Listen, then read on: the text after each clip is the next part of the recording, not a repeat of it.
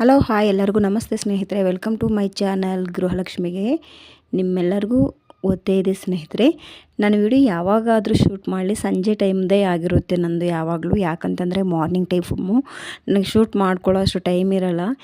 ನನಗೂ ಮತ್ತು ಮಕ್ಕಳಿಗೆ ಎಲ್ಲರಿಗೂ ರೆಡಿ ಮಾಡಿ ಹೋಗೋ ಅಷ್ಟೊತ್ತಿಗೆ ನಾನು ಟೈಮ್ ಮ್ಯಾನೇಜ್ಮೆಂಟ್ ಮಾಡ್ಕೊಳಕ್ಕೆ ಆಗಲ್ಲ ಅಂತಂದ್ಬಿಟ್ಟು ಸಾಯಂಕಾಲ ಟೈಮಲ್ಲೇ ನನ್ನ ಒಂದು ರೊಟೀನ್ ನಾನು ನಿಮ್ಮ ಜೊತೆ ಶೇರ್ ಮಾಡ್ತಾ ಇರ್ತೀನಿ ಯಾವಾಗಲೂ. ಸೊ ಅದೇ ರೀತಿ ಇವತ್ತು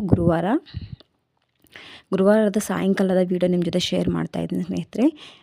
ಸೊ ಏನಂತಂದರೆ ಇದು ಸಾಯಂಕಾಲ ಬರಬೇಕಂತಂದ್ರೆ ಮನೆಗೆ ನಾನು ಕೆಲವೊಂದು ಮನೆಗೆ ಏನು ಬೇಕು ಅನ್ನೋದನ್ನು ಒಂದು ಸ್ಲಿಪ್ ಬರ್ಕೊಂಡು ಹೋಗ್ತೀನಿ ಮಾರ್ನಿಂಗ್ ಟೈಮಲ್ಲೇ. ಅದಕ್ಕೆ ತಕ್ಕಂಗೆ ಸಾಯಂಕಾಲ ಬರಬೇಕಂತಂದರೆ ನಾನು ಆ್ಯಕ್ಚುಲಿ ಯಾವಾಗಲೂ ನಡ್ಕೊಂಡೇ ಬರ್ತೀನಿ ಬಸ್ ಸ್ಟ್ಯಾಂಡಿಂದ ಮನೆಗೆ. ಆದ್ದರಿಂದ ಮನೆಗೆ ಏನು ಬೇಕು ಎಲ್ಲ ನಾನು ಸಾಯಂಕಾಲ ಬರಬೇಕಂದ್ರೆ ತೊಗೊಂಬಂದುಬಿಡ್ತೀನಿ ಮನೆಗೆ. ಸೊ ನನಗೆ ಬ್ಯಾಡಗಿ ಮೆಣಸಿನ್ಕಾಯಿ ಖಾಲಿ ಆಗಿತ್ತು, ಅದನ್ನು ಮತ್ತು ಸ್ವಲ್ಪ ಕರಿಬೇವು ಸೊಪ್ಪು, ಸ್ವಲ್ಪ ಸೌತೆಕಾಯಿನ ತೊಗೊಂಬಂದೆ. ಅದ್ರ ಜೊತೆಗೆ ನಾನು ಇವತ್ತು ಏನು ಮಾಡಬೇಕು ರೆಸಿಪಿ ಅಂತಂದ್ಬಿಟ್ಟು ತಲೆ ತೋಚಲಿಲ್ಲ. ಸೊ ಸಾಂಬಾರು ಏನಾದರೂ ಮಾಡಿದ್ರೆ ಮಾರ್ನಿಂಗು ಮತ್ತು ಟಿಫನ್ಗೆ ಉಳಿದ್ಬಿಡುತ್ತೆ ಅಂತಂದ್ಬಿಟ್ಟು ಯೋಚನೆ ಮಾಡಿ ಸದ್ಯಕ್ಕೆ ಇನ್ಸ್ಟೆಂಟಾಗಿ ಏನಾದರೂ ಮಾಡ್ಕೊಳ್ಳೋಣ ಅಂತ ಯೋಚನೆ ಮಾಡ್ತಾಯಿದ್ದೆ. ಅದಕ್ಕೆ ರಸಮ್ ಏನಾದರೂ ತುಂಬ ದಿನ ಆಗಿತ್ತು, ಒಂದು 3-4 ಡೇಸ್ಗೊಮ್ಮೆ ರೆಗ್ಯುಲರಾಗಿ ರಸಮ್ ಮಾಡ್ತಾಯಿದ್ದೆ. ಬಟ್ ಇತ್ತೀಚೆಗೆ ಒಂದು ವೀಕ್ ಆಗೋಯ್ತು ರಸಮ್ ಮಾಡಿಲ್ಲ. ರಸಮ್ ಮಾಡೋಣ ಅಂತಂದ್ಬಿಟ್ಟು ನಾನು ರಸಮ್ಗೆಲ್ಲ ರೆಡಿ ಮಾಡ್ತಾಯಿದ್ದೀನಿ ಸ್ನೇಹಿತರೆ. ಸೊ ಒಂದು ಕಡೆ ನಾನು ಮೊಟ್ಟೆ ಬೇಯಿಸೋಕೆ ಇಟ್ಟಿದ್ದೀನಿ. ರಸಮ್ ಜೊತೆ ಬರೀ ಹಪ್ಳನೋ ಸಂಡಿಗೆನೇ ಇದ್ದರೆ ತಿನ್ಕೋತಾರೆ. ಆದರೆ ಇವತ್ತು ಮೊಟ್ಟೆ ಸ್ವಲ್ಪ ಇತ್ತು ತೊಗೊಂಬಂದಿದ್ದೆಲ್ಲ. ಸೊ ಅದನ್ನು ತುಂಬ ದಿನ ಅದಕ್ಕೆ ಕೆಟ್ಟೋಗ್ಬಿಡುತ್ತೆ ಅಂತಂದ್ಬಿಟ್ಟು ಸೈಡಿಗೆ ಮೊಟ್ಟೆನ ಬೇಯಿಸ್ಕೊಡೋಣ ಅಂತಂದ್ಬಿಟ್ಟು ಮೊಟ್ಟೆ ಒಂದು ಕಡೆ ಬಾಯ್ಲ್ ಮಾಡೋಕ್ಕೆ ಇಟ್ಟಿದ್ದೀನಿ. ಮೊಟ್ಟೆಯಲ್ಲಿ ನಾನು ಸುಮಾರು ಅಂಗಡಿಗಳಲ್ಲಿ ಮೋಸ ಹೋಗಿದ್ದೀನಿ ಸ್ನೇಹಿತರೆ. ನಿಜವಾಗ್ಲೂ ಯಾವ ರೀತಿ ಮೊಟ್ಟೆ ತೊಗೋಬೇಕಂತಲೂ ನನಗೆ ಇದುವರೆಗೂ ಒಂದು ಕ್ಲಾರಿಟಿ ಸಿಕ್ಕಿಲ್ಲ. ಏನಂತಂದರೆ ಮೇಲೆ ಚೆನ್ನಾಗೇ ಇರುತ್ತೆ, ತೀರಾ ಮನೆಗೆ ತೊಗೊಂಬಂದು ನಾವು ಬೇಯಿಸೋಕ್ಕೆ ಸ್ಟಾರ್ಟ್ ಮಾಡಿದ್ದೀವಿ ಅಂತಂದರೆ ಮೊಟ್ಟೆ ಒಂಥರ ಸ್ಮೆಲ್ ಬರೋದು, ಒಂದು ಅರ್ಧ ಬೆಂದು ಒಂದು ಅರ್ಧ ಬೇಯದೇ ಇರೋದು, ಇಲ್ಲ ಹಸಿ ಹಂಗೆ ಇರೋದು, ಇಲ್ಲ ಒಡೆದೋಗ್ಬಿಡೋದು, ಈ ರೀತಿ ಎಲ್ಲ ತುಂಬ ಸ್ಪೇಸ್ ಮಾಡಿದ್ದೀನಿ ಮೊಟ್ಟೆ ವಿಷಯದಲ್ಲಂತೂ. ನನಗೆ ಇದುವರೆಗೂ ಕ್ಲಾರಿಟಿನೇ ಬಂದಿಲ್ಲ. ಅದು ಎಂಥ ಮೊಟ್ಟೆ ತೊಗೊಂಬರ್ಬೇಕು, ಯಾವ ರೀತಿ ಇರೋದು ನ್ಯಾಚುರಲ್ ಆಗಿರುತ್ತೆ ಅಂತ ನನಗೆ ಇದುವರೆಗೂ ಕನ್ಫ್ಯೂಸೇ ಆಗಿದೆ. ಇಬ್ಬರಿಗೆ ಅಂದರೆ ಒಬ್ಬರಿಗೆ 2 ಮೊಟ್ಟೆ ಅನ್ನೋ ರೀತಿಯಲ್ಲಿ 8 ಮೊಟ್ಟೆನ ಬೇಯಿಸ್ತಾಯಿದ್ದೀನಿ. 8 ಮೊಟ್ಟೆ ಬೇಯಿಸೋಕೆ ಇಟ್ಟಿದ್ದೀನಲ್ಲ, ತೀರಾ ಅದನ್ನ ಚಿಪ್ಪೆ ಬಿಡಿಸೋ ಅಷ್ಟೊತ್ತಿಗೆ 6 ಮೊಟ್ಟೆ ಬಂದಿತ್ತು. ಇನ್ನು 2 ಮೊಟ್ಟೆ ಕೆಟ್ಟಿದ್ವು, ಅರ್ಧ ನೀರು ಆಗೋಗಿತ್ತು. ಸೊ ಈ ರೀತಿ ತುಂಬ ಲಾಸ್ ಮೊಟ್ಟೆಯಲ್ಲಂತೂ ನನ್ನ ವಿಚಾರದಲ್ಲಿ. ಈಗ ಫೈನಲಿ ಏನಂತಂದರೆ ರಸಮ್ಗೆ ಒಂದು ಕಡೆ ಟೊಮೊಟೊ ನಾನು ಕುಕ್ಕರಲ್ಲೇ ಕಟ್ ಮಾಡಿಬಿಟ್ಟು 1-2 ವಿಸಲ್ ಹಾಕ್ಸ್ತೀನಿ ಸ್ನೇಹಿತರೆ, ಇನ್ಸ್ಟೆಂಟಾಗಿ ಬೇಕು ಅಂತಂದರೆ. ರಸಮಲ್ಲಿ ಅನೇಕ ರೀತಿಯಲ್ಲಿ ಒಬ್ಬೊಬ್ಬರು ಒಂದೊಂದು ವಿಧಾನದಲ್ಲಿ ಮಾಡ್ತಾರೆ. ಬಟ್ ನನ್ನದೇ ಆದ ಸ್ಟೈಲಲ್ಲಿ ನಾನು ಸುಮಾರು ವೇಸಲ್ಲಿ ರಸಮ್ ರೆಸಿಪೀಸ್ ಅನ್ನೋದು ಮಾಡ್ತೀನಿ ನಾನು.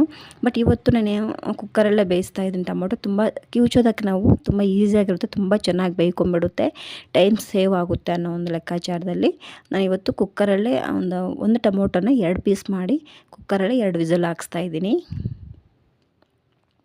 ಇಲ್ಲಿ ಬೆಳ್ಳುಳ್ಳಿ ಮತ್ತು ಬ್ಯಾಡಗಿ ಮೆಣಸಿನ್ಕಾಯಿ, ಕೊತ್ತಂಬರಿ ಸೊಪ್ಪು, ಈರುಳ್ಳಿ ಎಲ್ಲ ನಾನು ರೆಡಿ ಮಾಡಿ ಇಟ್ಕೊಂಡಿದ್ದೀನಿ. ಇವಾಗ ಬೆಳ್ಳುಳ್ಳಿಯನ್ನು ಈ ರೀತಿ ಒಂದು ಕುಟಾಣಿಯಲ್ಲಿ ನಾನು ಜಜ್ಜಿಟ್ಕೊಳ್ತಾ ಇದ್ದೀನಿ.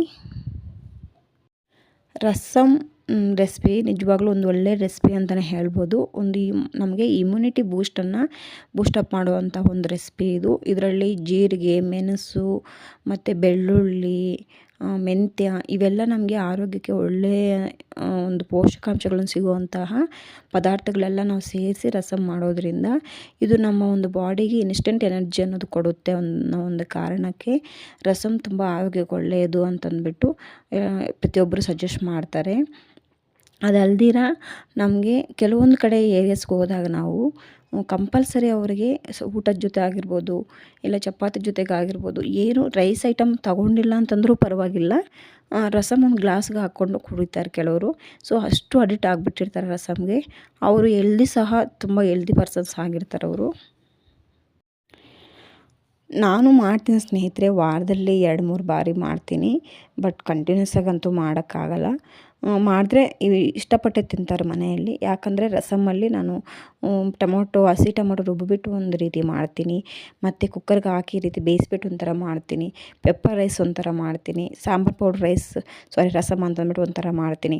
ಸೊ ಈ ರೀತಿ ವೆರೈಟಿಯಾಗಿ ಮಾಡೋದ್ರಿಂದ ರಸಮ್ಗಳು ತುಂಬ ಇಷ್ಟಪಟ್ಟೆ ತಿಂತಾರೆ ನಮ್ಮ ಮನೆಯಲ್ಲಿ. ಒಟ್ಟಿನಲ್ಲಿ ಅವ್ರಿಗೆ ಸೈಡ್ ಡಿಶಾಗಿ ಏನಾದರೂ ಇರಬೇಕು ರಸಮ್ ಜೊತೆ, ರೈಸ್ ಜೊತೆ. ಸೊ ಇಲ್ಲಿ ನಾನು ತೊಗೊಂಬಂದಿರೋಂಥ ತರಕಾರಿಗಳನ್ನ ವಾಶ್ ಮಾಡಿಕೊಂಡು ಮತ್ತು ಅದನ್ನೆಲ್ಲ ಆರ್ಗನೈಸ್ ಮಾಡಿಕೊಂಡು ಒಂದು ಕಡೆ ಅಡುಗೆ ರೆಡಿ ಮಾಡಿಕೊಂಡು ಒಂದು ಕಡೆ ಮಕ್ಳ ಬಾಕ್ಸ್ಗಳೆಲ್ಲ ಡಿಸ್ ವಾಷಸ್ ಎಲ್ಲ ತೊಳಿತಾ ಇದ್ದೀನಿ. ಅದು ಕೆಲವೊಂದು ಪಾತ್ರೆಗಳು ಹಂಗೆ ಬೆಳಗ್ಗೆ ಉಳಿದ್ಬಿಟ್ಟಿದ್ವು, ಅದನ್ನು ಸಹ ವಾಶ್ ಮಾಡ್ಕೊಂಡ್ಬಿಡ್ತಾ ಇದ್ದೀನಿ. ಈ ರೀತಿ ಮಲ್ಟಿಪಲ್ಲಾಗಿ ಕೆಲಸ ಮಾಡ್ಕೊಳ್ಳೋ ಅಂಥ ಪರಿಸ್ಥಿತಿ ಮನೆಯಲ್ಲಿರುವಂತಹ ಹೆಣ್ಮಕ್ಳಿಗೆ, ಅಂದರೆ ಸಿಂಗಲ್ ವುಮೆನ್ಗೆ ಮಾತ್ರ ಸಾಧ್ಯ ಅಂತಲೇ ಹೇಳ್ಬೋದು ಸ್ನೇಹಿತರೆ. ನನ್ನ ಜೊತೆಗೆ ಇನ್ನೊಬ್ಬ ಹೆಣ್ಮಗಳೇನಾದರೂ ಇದ್ದಿದ್ದರೆ ನನಗೆ ಇಷ್ಟು ಕಷ್ಟ ಅನ್ನಿಸ್ತಾ ಇರಲಿಲ್ಲೇನೋ. ಮೇ ಬಿ ಅದೊಂದು ಕೊರತೆ ನನಗಿದ್ದೇ ಇದೆ. ಯಾಕಂತಂದರೆ ಇಬ್ಬರೂ ಗಂಡು ಮಕ್ಕಳೇ ಇರೋದರಿಂದ ನನಗೆ ಅವ್ರಿಗೆ ಅಷ್ಟು ನಾಲೆಡ್ಜ್ ಇರೋಲ್ಲ. ನಾವು ಎಷ್ಟೇ ಕೆಲಸ ಹೇಳ್ಕೊಟ್ರು ಮನೆ ಕೆಲಸದ ಬಗ್ಗೆ ಅಷ್ಟೊಂದು ತಿಳುವಳಿಕೆ ಇರೋಲ್ಲ.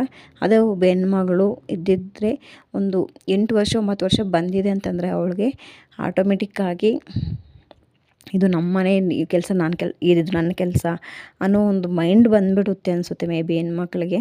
ಅವ್ರ ಕೆಲಸ ಅವ್ರು ಅಚ್ಚುಕಟ್ಟಾಗಿ ಮಾಡ್ಕೊಂಡು ಹೋಗ್ತಾರೆ. ಬಟ್ ಈ ಗಂಡು ಮಕ್ಳು ಹಂಗಲ್ಲ. ಅವ್ರಿಗೆ ಏನೇ ಬುದ್ಧಿ ಕಲಿಸಿದ್ರು, ಎಷ್ಟೇ ಕೆಲಸ ಕಲಿಸಿದ್ರೂ ಅವರು ನಾವು ಗಂಡು ಮಕ್ಕಳು ಇದನ್ನು ಮಾಡೋಂಗಿಲ್ಲ ಅಂತಂದ್ಬಿಟ್ಟು ಆ ಕೆಲಸನ ಅಷ್ಟು ದೂರ ಇಡೋಕ್ಕೆ ನೋಡ್ತಾರೆ. ಸೊ ಅದರಲ್ಲಿ ನಾನು ತುಂಬ ಅನ್ಲಕ್ಕಿ ಅಂತಲೇ ಹೇಳ್ಬೋದು. ಸೊ ಎನಿವೆ, ನಮ್ಗೆ ಎಷ್ಟು ದಿನ ಶಕ್ತಿ ಇರುತ್ತೋ ಅಷ್ಟು ದಿನ ಮಾಡೋಣ.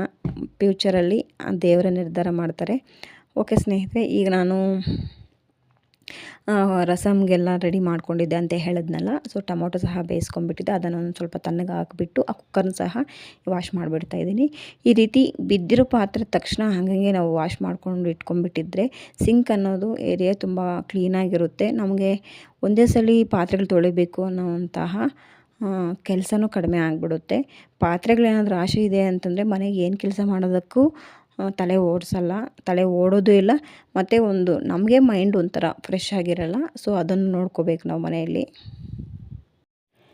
ಸೊ ನೋಡ್ತಾ ಇದ್ದೀರಲ್ಲ ಸ್ನೇಹಿತರೆ, ನಾನು ಇಲ್ಲಿ ಟೊಮೊಟೊ ಎಲ್ಲ ಸ್ವಲ್ಪ ತಣ್ಣಗಾಗಿದ್ದಾದಮೇಲೆ ಸ್ವಲ್ಪ ನೀರನ್ನು ಸೇರಿಸ್ಕೊಂಡು ಕಿವುಚ್ಕೊತಾ ಇದ್ದೀನಿ. ಸೊ ನೋಡಿ, ಮೊಟ್ಟೆ ಎಷ್ಟು ನೀಟಾಗಿ ಬೇಯಿಸ್ತಾ ಇದ್ದೀನಿ ಅಂತಂದರೆ, ಎಷ್ಟೇ ನೀಟಾಗಿ ಬೇಯಿಸಿದ್ರು ಅದು ಒಡೆದೋಗೋದಾಗಲಿ ಏನೋ ಒಂದು ಆಗುತ್ತೆ.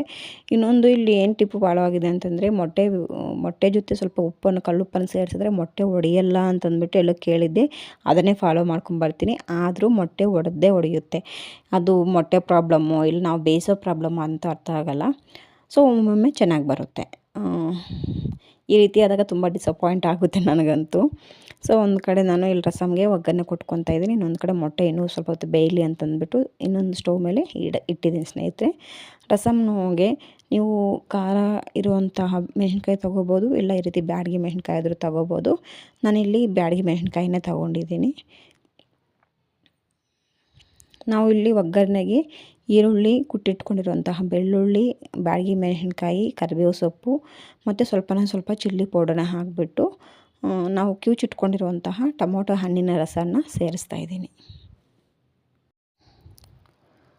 ಸೊ ಇವಾಗ ರಸಮ್ ಅಂದಮೇಲೆ ತಿಳಿಯಾಗೇ ಇರಬೇಕು ನಮಗೆ. ಸಾಂಬಾರು ಥರ ಇದ್ದರೆ ಚೆನ್ನಾಗಿರಲ್ಲ. ಅದಕ್ಕೆ ಸ್ವಲ್ಪ ನೀರನ್ನು ಸೇರಿಸ್ಬಿಟ್ಟು ಅದಕ್ಕೆ ಸ್ವಲ್ಪ ಅರಿಶಿನ ಮತ್ತು ಫೈನಲಿ ಕರಿಬೇವು ಸೊಪ್ಪನ್ನು ಹಾಕ್ತಾಯಿದ್ದೀನಿ. ಇಲ್ಲಿ ನಾನು ಏನು ಮಾಡ್ತೀನಿ ಅಂತಂದರೆ, ಮನೆಯಲ್ಲೇ ನಾನು ರಸಮ್ ಪೌಡರ್ ರೆಡಿ ಮಾಡ್ಕೊಂಡು ಇಟ್ಕೊಂಡಿರ್ತೀನಿ. ಸೊ ಆಲ್ಮೋಸ್ಟು ಸುಮಾರು ಮನೆಗಳಲ್ಲಿ ಹಂಗೆ ಮಾಡ್ತೀವಿ. ಅದನ್ನು ನಾನು ಇಲ್ಲಿ ಸೇರಿಸ್ತಾ ಇದ್ದೀನಿ. ಇನ್ನೂ ಕೆಲವರು ಪಾಕೆಟು ರಸಮ್ ಪೌಡರ್ಸ್ನೆಲ್ಲ ಯೂಸ್ ಮಾಡ್ತಾರೆ. ನನಗೆ ಅದಷ್ಟು ಹೆಲ್ದಿ ಅನಿಸಲ್ಲ. ನಾನು ಈ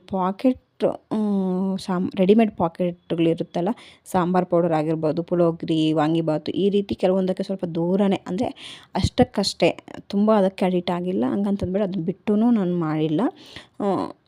ನಾನು ಅದನ್ನು ಯೂಸ್ ಮಾಡೋಕ್ಕೆ ಹೋಗಲ್ಲ. ಆದಷ್ಟು ನನ್ನ ಕೈಯಲ್ಲಿ ಆದಷ್ಟು ಏನು ಮನೆಯಲ್ಲಿ ಮಾಡ್ಕೊಳಕ್ಕೆ ಸಾಧ್ಯ ಆಗುತ್ತೋ ಅಷ್ಟು ನಾನು ಮನೆಯಲ್ಲೇ ಮಾಡ್ಕೊಳಕ್ಕೆ ಪ್ರಯತ್ನ ಪಡ್ತೀನಿ. ಸೊ ಒಮ್ಮೊಮ್ಮೆ ಪಾಕೆಟು ಯೂಸ್ ಮಾಡುವಂಥ ಪರಿಸ್ಥಿತಿ ಬಂದಾಗ ಅದನ್ನು ಸಹ ನಾನು ಯೂಸ್ ಮಾಡ್ತೀನಿ. ಆದ್ದರಿಂದ ಮನೆಯಲ್ಲೇ ರಸಮ್ ಪೌಡ್ರು, ಜೀರಿಗೆ ಮತ್ತು ಮೆಣಸು, ಸ್ವಲ್ಪ ಕರಿಬೇವು ಸೊಪ್ಪು, ಒಂದು ಸ್ವಲ್ಪ ಹುರಿಗಡಲೆ ಎಲ್ಲ ಹಾಕಿ ಮನೆಯಲ್ಲೇ ಪೌಡ್ರ್ ಮಾಡ್ಕೊಂಡು ಇಟ್ಕೊಂಡಿದ್ದೆ. ಅದನ್ನೇ ನಾನು ಸೇರಿಸ್ತಾ ಇದ್ದೀನಿ. ಇವಾಗ ಇದರ ಜೊತೆಗೆ ಮೊಟ್ಟೆ ಜೊತೆಗೆ ಸ್ವಲ್ಪ ಈ ರೀತಿ ಬೋಟಿ ಥರ ಇತ್ತು, ಅದು ತುಂಬ ದಿನ ಆಯಿತು ತೊಗೊಂಬಂದು. ಅದನ್ನು ನಾನು ಇವಾಗ ಮಕ್ಕಳಿಗೆ ಈ ರೀತಿ ಎಣ್ಣೆಯಲ್ಲಿ ಹಾಕಿ ಇದು ಮಾಡಿಕೊಡ್ತಾಯಿದ್ದೀನಿ. ಮೊಟ್ಟೆನೂ ಸಹ ಅದು ಬೆಂದಿದೆ ಸ್ನೇಹಿತರೆ. ಅದಕ್ಕೆ ಸ್ವಲ್ಪ ನೀರು ಬಿಟ್ಟು ಅದನ್ನು ಬಿಡಿಸ್ಬೇಕು. ಸೊ ಒಂದು ಕಡೆ ರೈಸಿಗೆ ಇಟ್ಟಿದ್ದೀನಿ ಕುಕ್ಕರಲ್ಲಿ. ನೋಡಿ, ಈ ರೀತಿ ಬೋಟಿಗಳನ್ನ ಮಾಡಿದರೆ ಚಳಿಗೆ ತುಂಬ ಚೆನ್ನಾಗಿರುತ್ತೆ. ನೋಡಿ, 8 ಮೊಟ್ಟೆಗೆ ಜಸ್ಟ್ ಒಂದು 6 ಮೊಟ್ಟೆನೂ ಬಂದಿದೆ.